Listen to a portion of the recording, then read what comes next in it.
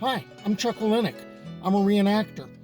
And for 36 years, I used to use my living history interest to spark the interests of my students in the classroom. I'm not in the classroom anymore, but I've got a whole bunch of garb that I can't bear to part with. And I have that passion for history.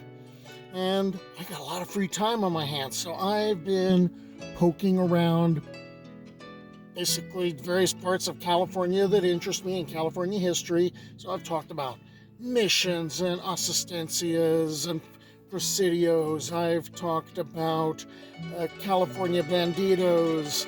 I've been exploring ghost towns. And then there's stories that I want to explore that don't really fit into just one category.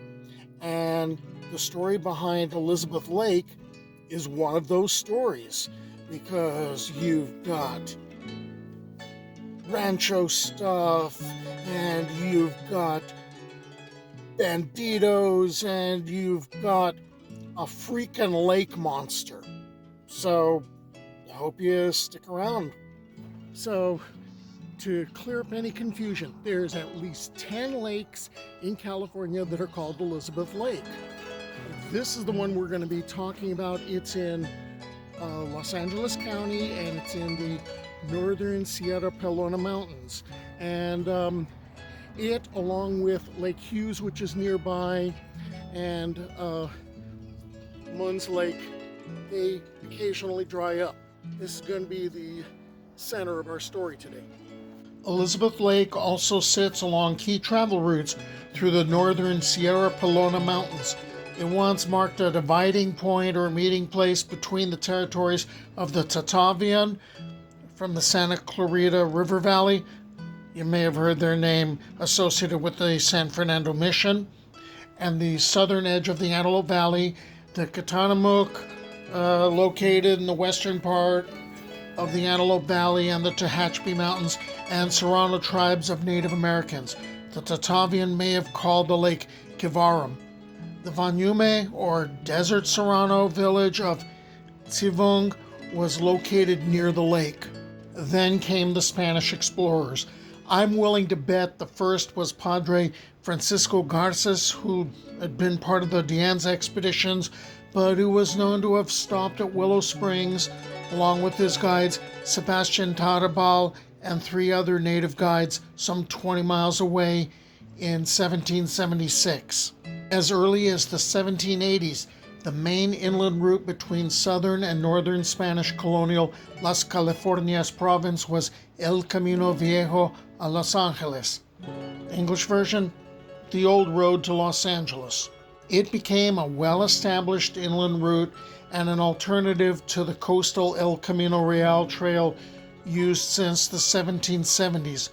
Locally, it ascended the Sierra Pelona Mountains by way of San Francisquito Canyon, crossed through San Francisquito Pass, ran north to the lake, then skirted it, and continued northwest to Aguaje Lodoso, or Mud Spring, in the Antelope Valley, and westward to Cow Springs and the Cuddy Valley, and then down Cuddy Valley, or Cuddy Canyon, to the San Joaquin Valley.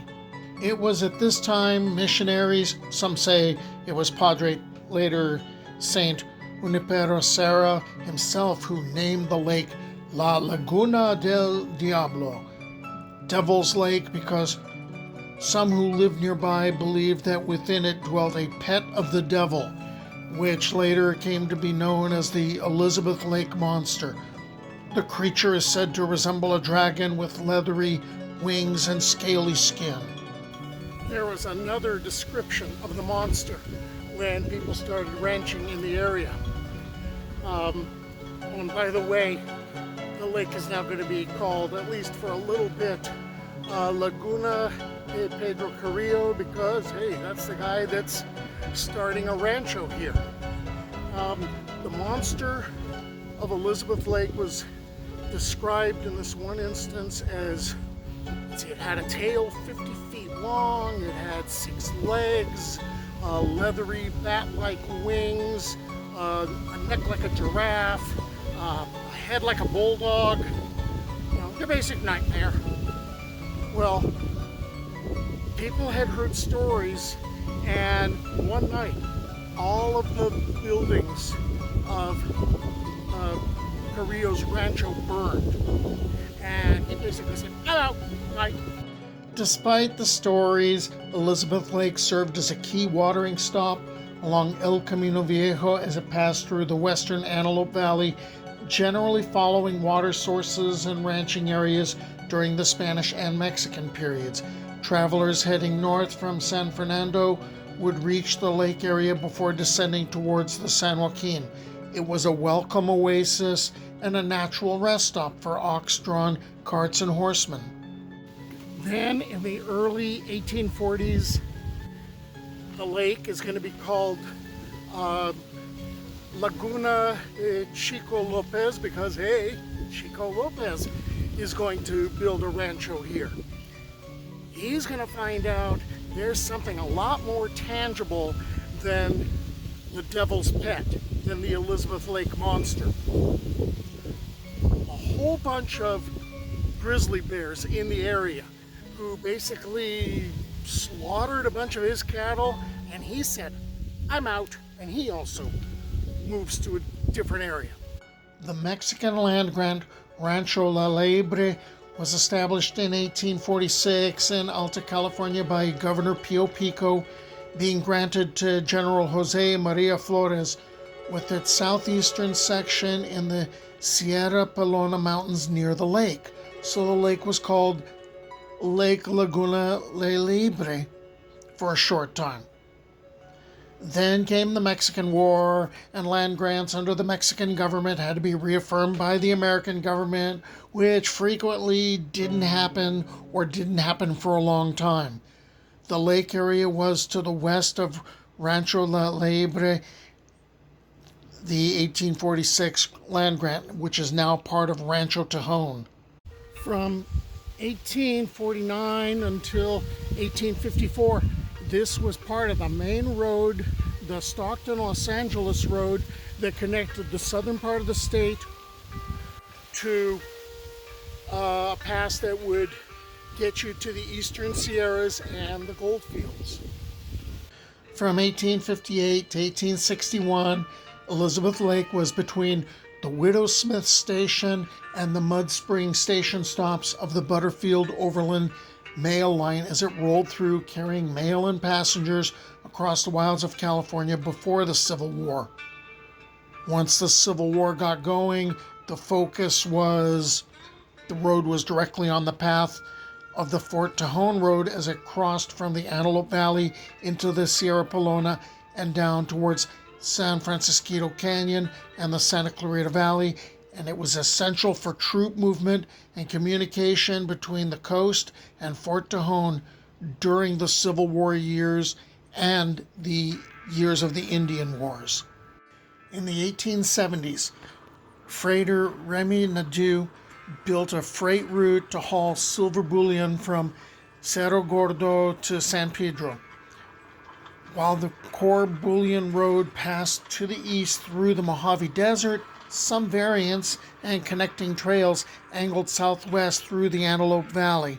It's likely that wagons or mail routes from the bullion road passed through the Elizabeth Lake area to reach San Fernando or link with routes into the San Joaquin or Los Angeles Basin.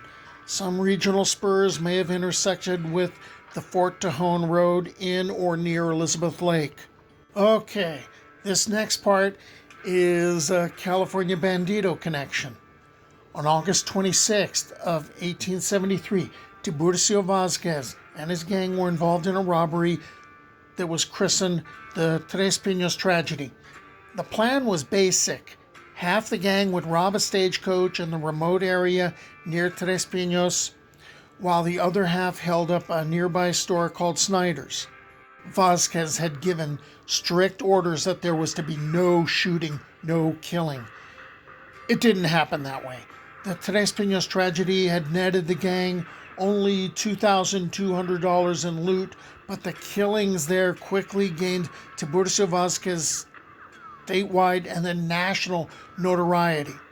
Governor Newton Booth promptly offered a $1,000 reward for the capture of one or all of the killers. The gang moved to Elizabeth Lake. Vásquez had been there before. A few miles away in Leones, now Leona Valley, lived Tiburcio's brother Chico, who worked for the rancher Francisco Chico Lopez, we heard about him earlier, and who was highly respected in the area and served as the township's justice of the peace. Through Chico, Tiburcio gets introduced to a number of the rancheros in the area, but Chico doesn't mention Tiburcio's problem that he's on the run. And he also gets introduced to Jim Hefner and Auguste Debert. Debert was a saloon owner, and apparently he was like French-Canadian. People called him the Hunchback Frenchman. And he eventually is going to be convinced to join up with Vásquez on some of his jobs. They did, like he was involved in the robbery at the Fireball Ferry. And he's sticking with Vásquez at first because this was interesting and he enjoyed it. And then later, when he started to want to get away from this, Vásquez kept him in the gang through intimidation. Okay, so Jim Hefner, he was a 49er. He kind of crapped out there. He ended up working as a blacksmith in Havila, which was a gold mining town and later became the capital of, or the county seat of Kern County. And he ended up marrying a woman named Margarita Ruiz, who may have had a family connection with Vásquez. And he ended up taking over the business that Margarita's mother had run, of basically just making food for the Teamsters that were passing through. Well, now he's decided to build a stage stop and a place for the Teamsters to rest. And so he's going to kind of be involved with Vásquez a lot. After the Tres Pinos tragedy, Vásquez tried to hide out with Hefner again, but he brought his own trouble with him.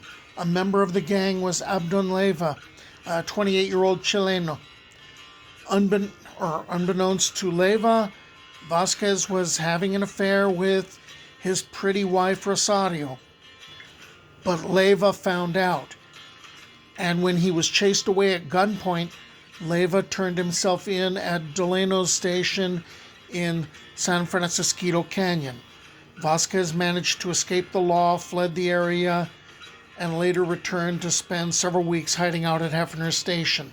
Vásquez and his partner Clodovio Chavez were fairly active throughout the Mojave Desert in the latter phase of Vásquez's career. All those areas marked on the map was where he either committed crimes or he hid out. After robbing a station at Coyote Hole, Vásquez and Chavez robbed a stage of $300, stealing 6 horses and a wagon about 4 miles south of present-day Acton, hiding out in Vásquez Rocks. Gee, guess who they were named for? And also hiding out in Elizabeth Lake again. He'd eventually be captured in May of 1874 and executed a year later. So Chavez, he's going to meet his end in Arizona. He's going to get shot in the back. His head is going to be put into a jar of alcohol and basically brought up to show folks as evidence, like, see, we got him. As to Hefner, Hefner didn't technically commit any crimes, except that he did provide a hideout for quite a while for Vásquez. But because he ended up cooperating, he wasn't charged with anything, and he did no time, and he died in Los Angeles County in 1908. As for Auguste Debert, yeah, he committed some crimes, but he managed to slide on this. And so he will also pass on in Los Angeles County in something like 1896. In 1907, William Mulholland, superintendent of the Los Angeles Department of Water and Power, started work on the Elizabeth Lake Tunnel for transporting water in the Los Angeles Aqueduct from Owens Valley to Los Angeles. The tunnel, driven from both ends, is 285 feet under the valley floor. It's 11 feet wide and 5 miles long. Work was around the clock, and the tunnel was completed in 1911. The Elizabeth Lake Tunnel, right under the lake, was the largest single construction project on the Los Angeles Aqueduct, and it set speed records in its day. At the time, it was one of the most ambitious engineering efforts in the world. Okay, so there's another chapter in California's living history. Talked about Elizabeth Lake and the banditos and the Elizabeth Lake monster and all that stuff. So now it's time for me to drive 20 miles down the road to a ghost town, Willow Springs. I'm going to go explore that. So until the next time, bye.